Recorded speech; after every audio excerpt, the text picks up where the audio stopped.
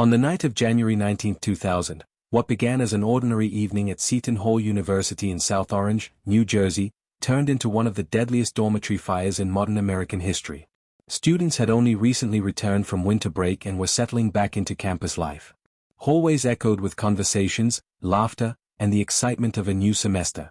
Some students stayed up late talking with friends, while others had already gone to bed, preparing for classes the next morning. Inside Boland Hall, a residence hall that housed mostly first-year students, everything appeared perfectly normal. But within a matter of minutes, that sense of normalcy would be shattered forever.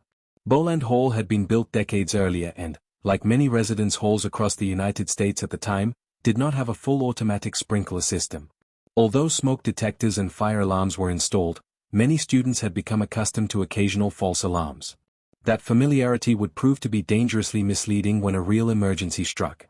At approximately 4:15 a.m., a fire was deliberately started in a third-floor lounge. According to investigators, the blaze began when decorative materials inside the lounge were ignited. What may have initially appeared to be a small fire quickly grew larger. Thick, toxic smoke began spreading through the corridors at an alarming speed. In most building fires, smoke, not flames, is the greatest threat. It reduces visibility, fills the air with poisonous gases, and can overcome people within minutes. That is exactly what happened inside Boland Hall. As the fire alarm echoed throughout the building, many students woke suddenly, confused and disoriented. Some initially assumed it was another false alarm and hesitated before leaving their rooms. Others opened their doors only to be met by dense black smoke that made breathing almost impossible. Within moments, hallways that had been filled with students just hours earlier became dark, smoke-filled passageways where visibility was reduced to almost nothing. Panic spread throughout the building. Students rushed toward stairwells, trying desperately to find their way outside. Some managed to escape, while others became trapped inside their rooms as the smoke blocked every possible exit. Many shut their doors, placed towels beneath them in an attempt to keep smoke out, and moved toward their windows hoping rescuers would arrive in time. Outside, classmates who had escaped watched helplessly as friends leaned out of windows calling for help. Local firefighters arrived within minutes after receiving emergency calls. As they approached the residence hall, they were met by heavy smoke pouring from multiple floors and dozens of terrified students waiting to be rescued. Firefighters immediately entered the building despite the dangerous conditions.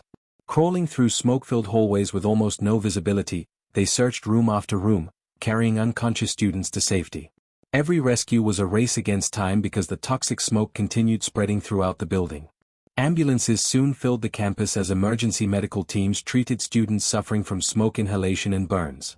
Nearby hospitals activated emergency procedures to prepare for dozens of incoming patients. Doctors and nurses worked tirelessly throughout the morning as students continued arriving from the scene. As daylight broke, the scale of the tragedy became painfully clear. Hundreds of students stood outside in freezing temperatures wrapped in blankets, many having escaped with nothing more than the clothes they had been sleeping in. Friends searched desperately for classmates, while parents across the country watched breaking news reports, hoping their children were safe. Despite the extraordinary efforts of firefighters and medical personnel, 3 freshman students lost their lives. Aaron Carroll, John Junta Jr., and Frank Caltabiano all died from smoke inhalation. Their deaths devastated not only their families but the entire Seton Hall community. In addition to the 3 fatalities, more than 50 students were injured, many requiring hospitalization. For many survivors, the emotional trauma lasted for years after their physical injuries healed. As investigators began examining the scene, they searched for the cause of the fire.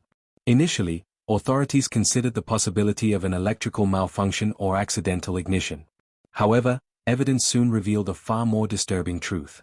The fire had been intentionally set. Investigators determined that 2 freshmen, Sean Ryan and Joseph Leahy, had started the fire in what they later described as a prank. What they apparently believed would be a harmless act quickly turned into a catastrophe beyond anyone's imagination. Inside a residence hall filled with sleeping students, even a small fire could become deadly within minutes. The criminal investigation lasted several months. Detectives interviewed numerous witnesses, examined physical evidence, and reconstructed the events leading up to the fire. Eventually, prosecutors charged both students. During the trial, jurors heard testimony from survivors, firefighters, investigators, and medical experts. Survivors described waking in complete darkness, struggling to breathe, and desperately trying to escape smoke-filled hallways. Firefighters spoke about crawling through corridors where visibility was nearly zero while searching for trapped students. Sean Ryan was ultimately convicted of aggravated manslaughter and arson and received a lengthy prison sentence. Joseph Leahy accepted a plea agreement and also served time in prison. Although the legal process held those responsible accountable, no verdict could undo the suffering experienced by the victims, survivors, and their families. The Boland Hall fire quickly became a turning point in discussions about fire safety on college campuses across the United States. Experts emphasized that automatic sprinkler systems can often control or extinguish fires before they spread throughout a building. Many older residence halls, including Boland Hall at the time of the fire, lacked these systems. Following the tragedy, colleges and universities across the country began reviewing their own safety procedures and upgrading fire protection measures. Over the following years, many campuses installed automatic sprinkler systems, modernized fire alarm equipment, improved emergency lighting, and strengthened evacuation procedures. Fire safety education also became a much greater priority. Students were encouraged to treat every fire alarm as a real emergency, no matter how many false alarms they might have experienced previously. The tragedy also had a lasting emotional impact on everyone connected to Seton Hall University. Survivors carried painful memories of that night for years. Many struggled with anxiety, grief, and the loss of close friends.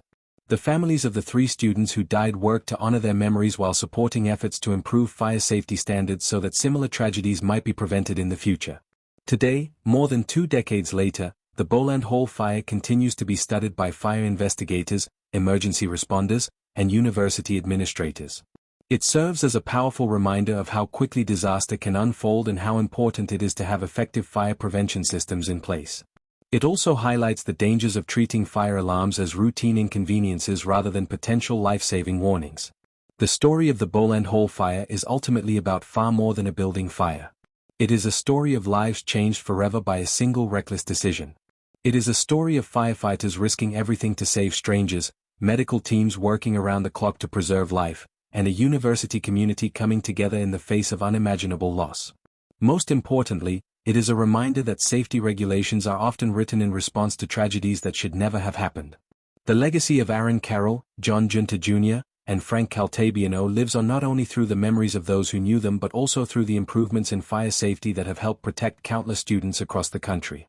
Their story continues to remind us that even one careless act can have irreversible consequences, and that the lessons learned from the darkest moments in history can save lives for generations to come.